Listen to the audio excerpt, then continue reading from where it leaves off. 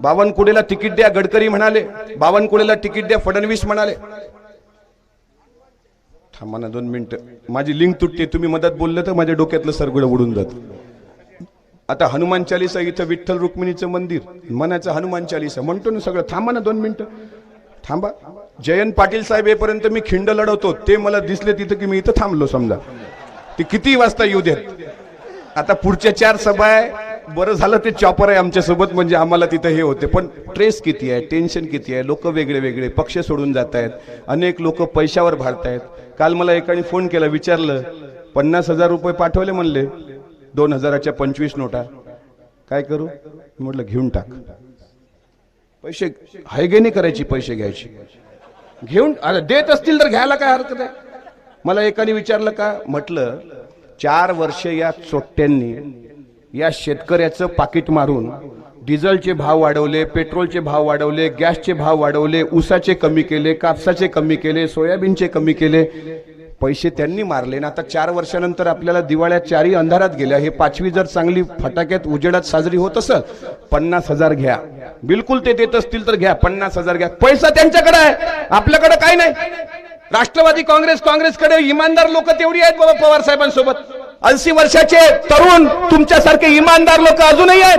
ते सांगतात, काल एका 80 वर्षाच्या म्हाताऱ्याने तिथं भाषण दिलं, माझ्या जीवनात म्हणे मी वाचला तरी आतापर्यंत 3 कर्जमाफ्या पाहिल्या.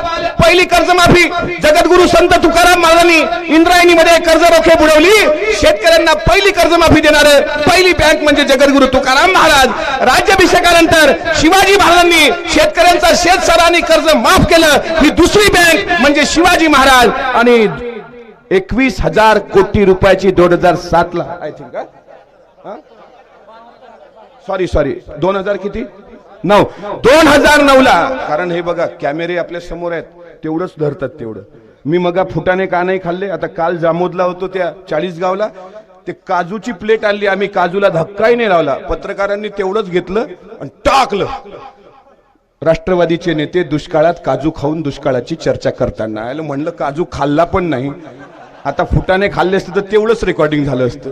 त्याच्यापेक्षा मी इसवी सन बरोबर 2000 किती 9 ला 71,000 करोड रुपयाची कर्जमाफी करणारा शेतकऱ्यांचा एकमेव राजा, ज्यांना मी जाणता राजा म्हणतो, ते म्हणजे आदरणीय पवार साहेब.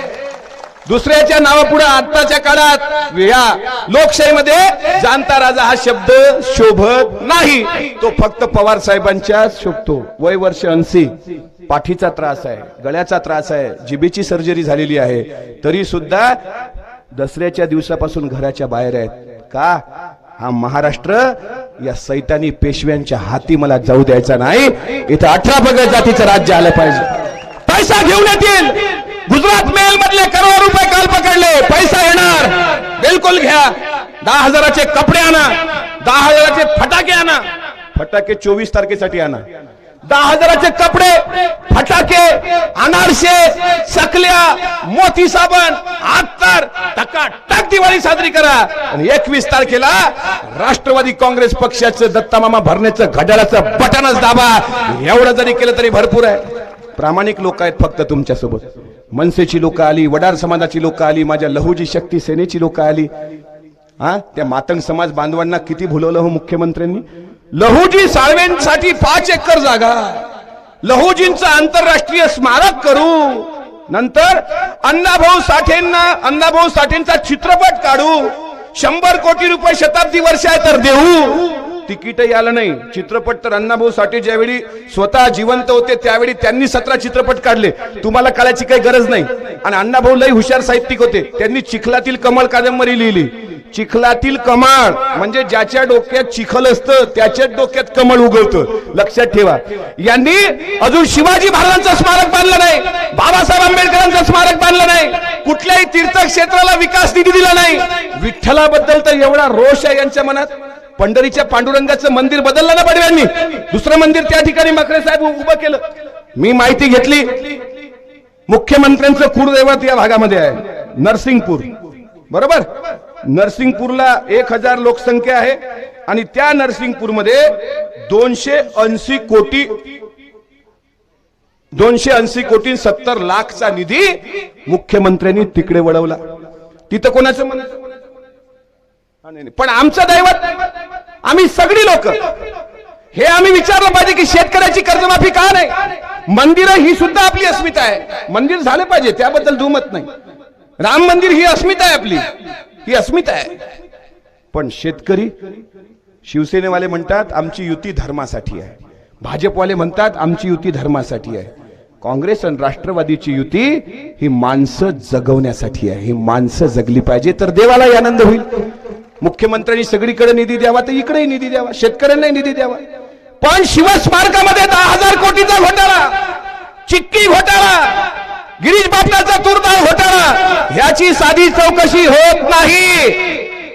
चौकशी आता शिखर बँकेचा घोटाळा, नाव फक्त दादाचं चालू, अजित दादा. अरे बाकीची नावं होती ना, विजयसिंग मोहिते पाटलांचं नाव होतं की नाही त्याच्यामध्ये, 72 लोकांमध्ये आहे की नाही, भाऊसाहेब फुंडकरांचं नाव आहे की नाही, आनंदराव अडसोळांचं नाव आहे की नाही, बाकीचे राव दिले अजित दादा अजित दादा. इकडं अमित शहा आला की त्याला मुद्दाच नाही, पवार साहेब पवार साहेब पवार साहेब. यांच्याकडे मुद्दे नाहीत. पण लक्षात ठेवा, हा महाराष्ट्र आता चौताळलेला आहे.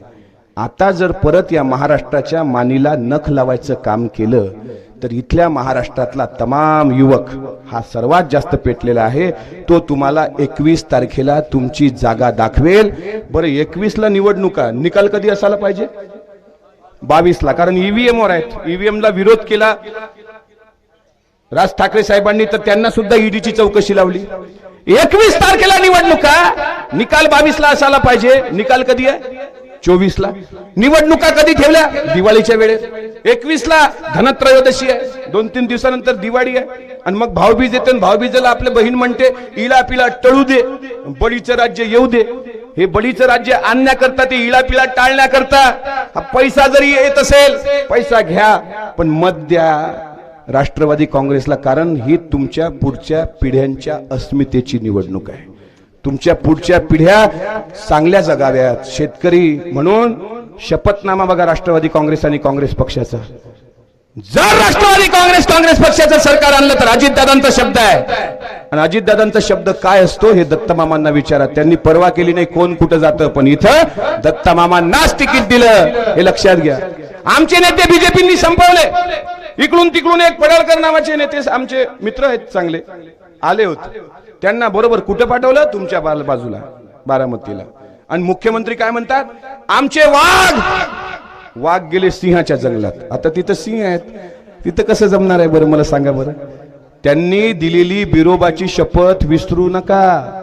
बिरोबाची शपथ देताना ते म्हणाले होते मी जरी बीजेपीवर उभा राहिलो तर मला मत देऊ नका. बिरोबापेक्षा पडळकर मोठे नाहीत, म्हणून बिरोबाची शपथ आपण विसरू नका. हे यांना सत्तेचा माज बघा किती आहे. सुजय विखे खासदार, यांना संसद मध्ये काही ओळखत नाहीत. अमित शहा असे बाहेर असतात उभे, अमित शहा येतात, मी सुजय विखे, ते काय त्या काळचा आदिलशाह किंवा आताचे हे सारखेच आहेत.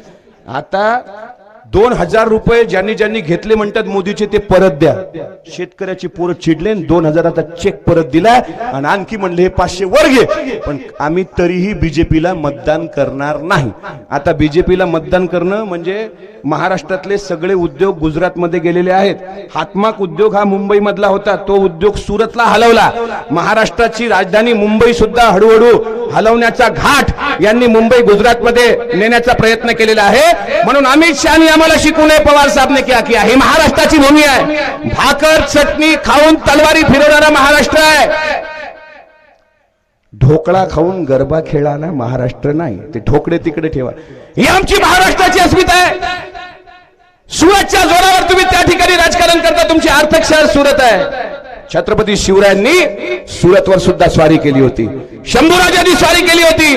आणि आज आम्हाला गरज आहे. आज महाराष्ट्र गिळायला ही लोक आलेली आहेत.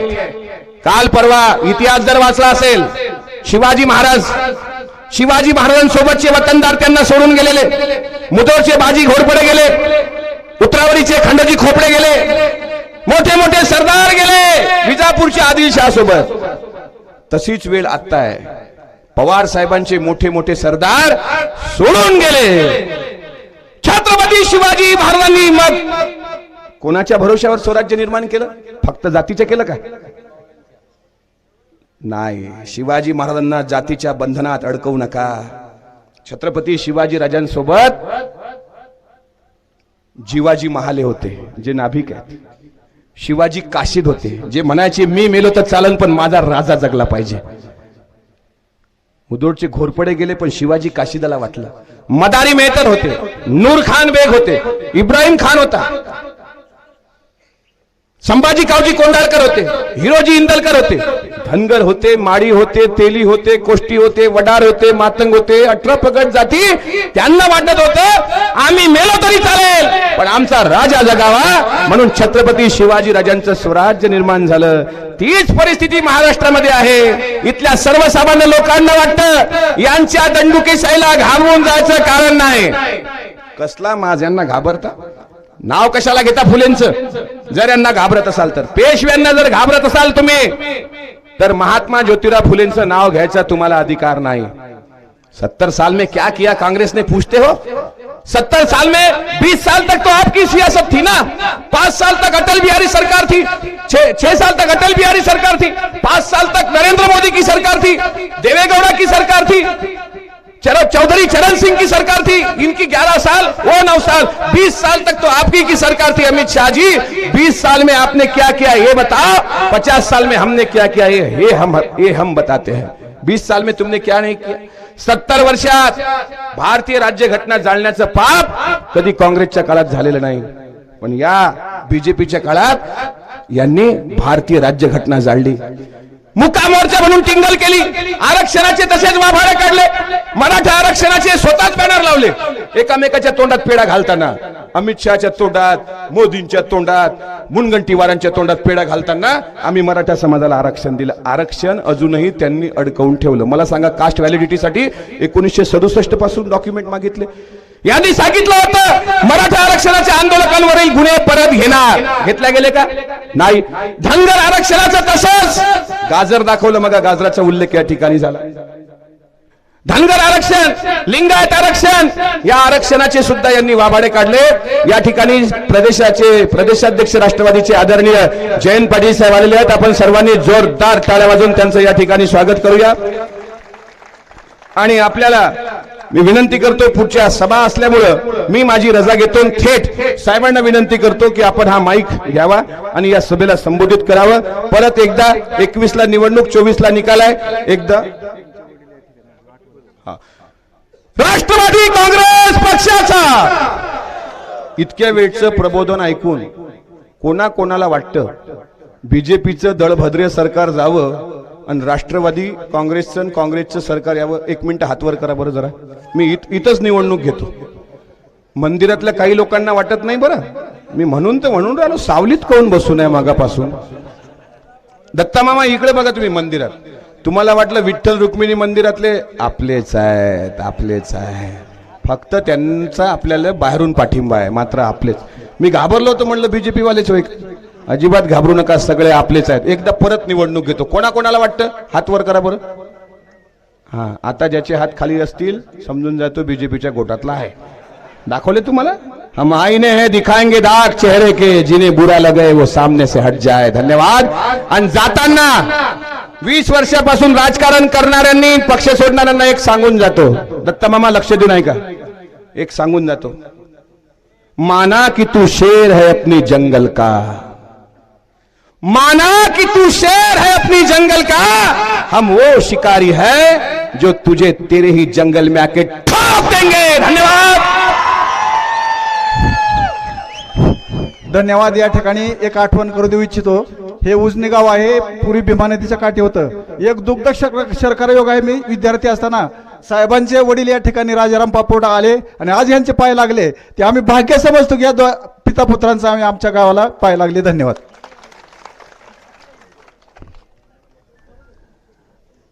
भरणे मामा, व्यासपीठावरील सर्व मान्यवर, मी काय इथं भाषण करणार नाही. आपली आचारसंहितेची वेळही संपलेली आहे आता आणि त्यामुळं बोलण्यासारखे बरेच मुद्दे आहेत.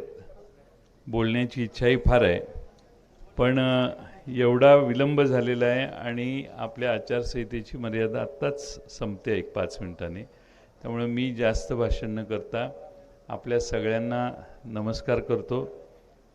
आपल्या सर्वांच्या समोर यापूर्वी जे भाषण झाले ते तुम्ही ऐकले. त्याला दुजोरा देतो आणि माझे 2 शब्द संपवतो. पुढची सभा घेऊ.